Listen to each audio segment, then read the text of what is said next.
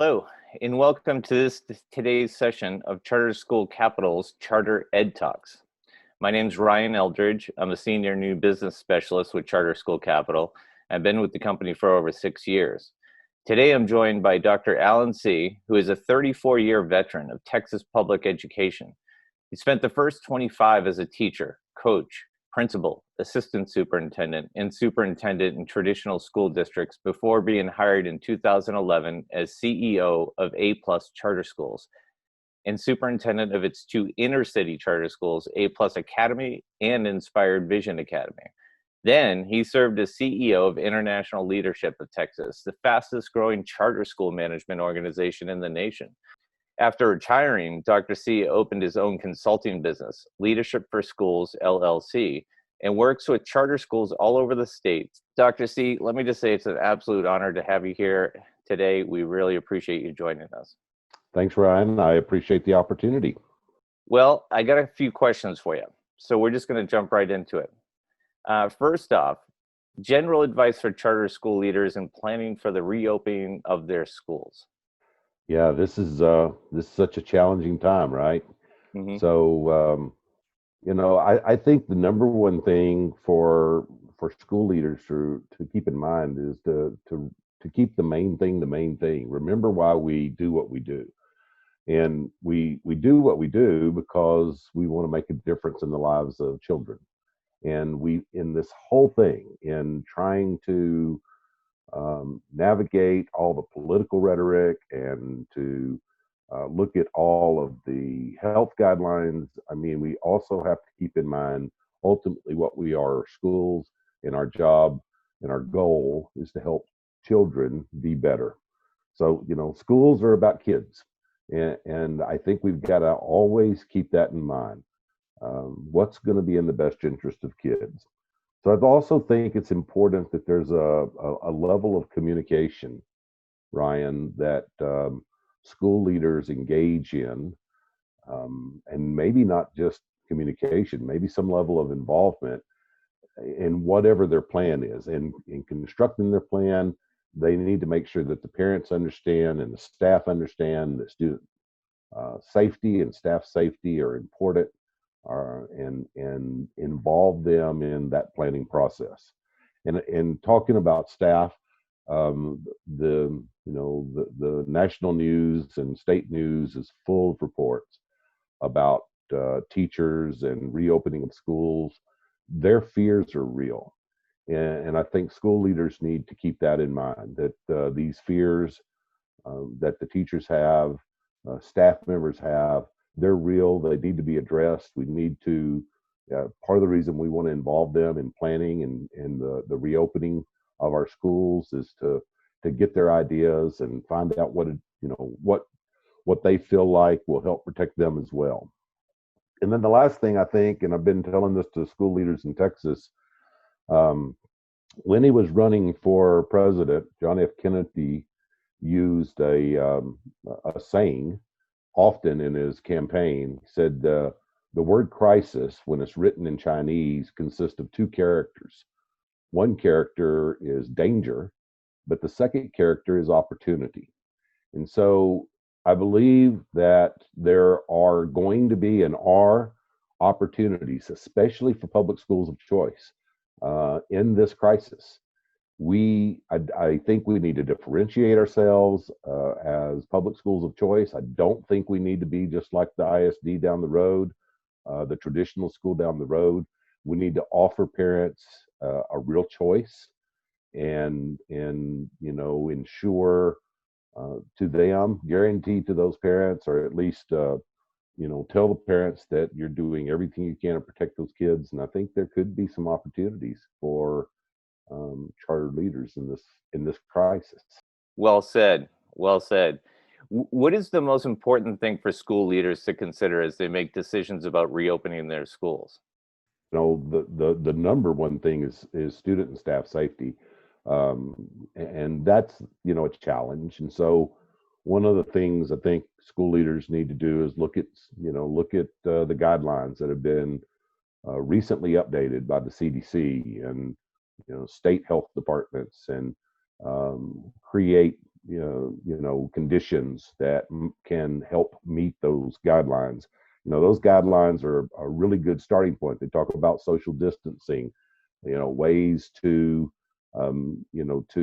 to um, teach kids in cohorts, instead of them passing in hallways and going from class to class.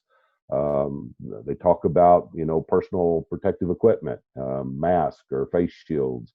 Um, so I think those things are important. And probably the single most important thing, I think also, we're educators, and so school leaders have to also keep in mind the fact that fundamentally our job is to provide students with an education. And so while safety is number one, close behind it on its heels is how are we going to effectively provide instruction for students so that they can, improve learning. Nice. What would you say, what kind of things need to be included in schools' reopening plan?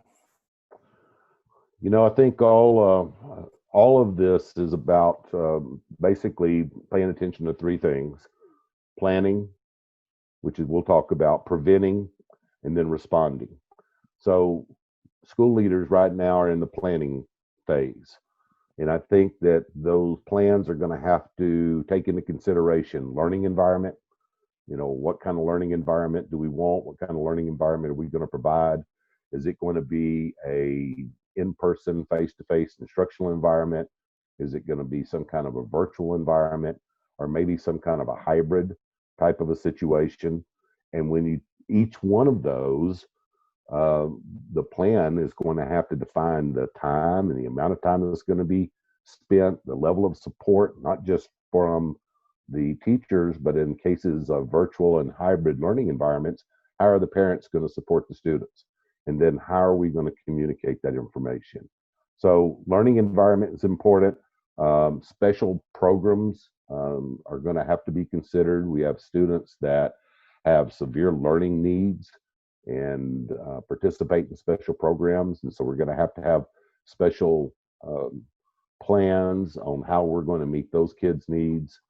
What kind of learning management system are you going to use? What are the technology expectations for delivering instruction? And then once the school opens back up and kids are coming back in the building on a regular basis, then the plan's going to have to include a whole series of protocols and procedures. How are we going to screen people when they first come into the building? What's that going to look like? What's it going to consist of? What are our expectations or requirements for personal protective equipment? Are we going to require kids and adults to wear masks and shields? Are we going to provide some kind of barriers? I mean, what are those expectations?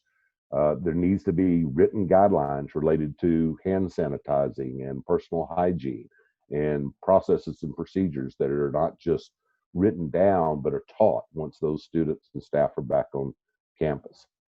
School leaders are going to have to take into consideration, campus cleaning and disinfecting. That's going to be a much,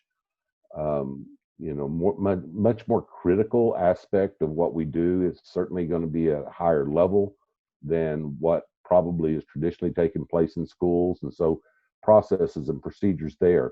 You need processes and procedures or protocols as it relates to student transitions. How are kids getting into school? How are we getting them from one class to another? How do we get them to the cafeteria? How do they get them out of school? And then transportation is all part of that process.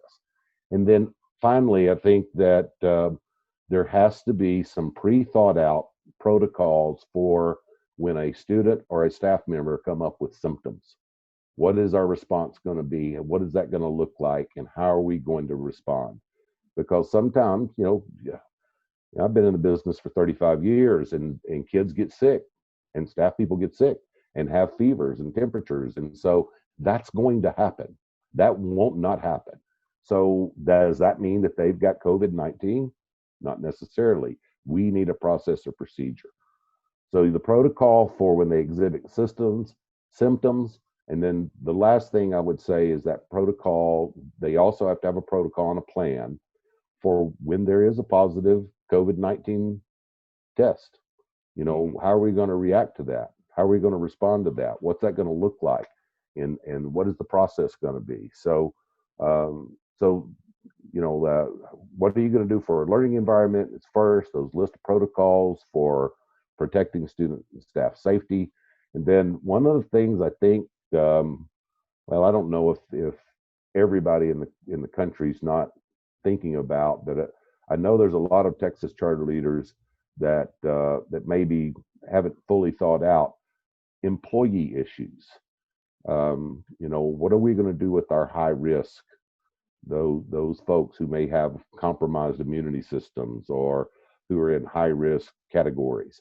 Are we going to make accommodations for them? Are we going to are we going to give them preference when we're talking about virtual teaching assignments? There's just lots of those kinds of things. And then what do our leave policies say? What happens when a staff member gets sick, maybe gets the virus, and is gone for more than what our normal leave policy would allow?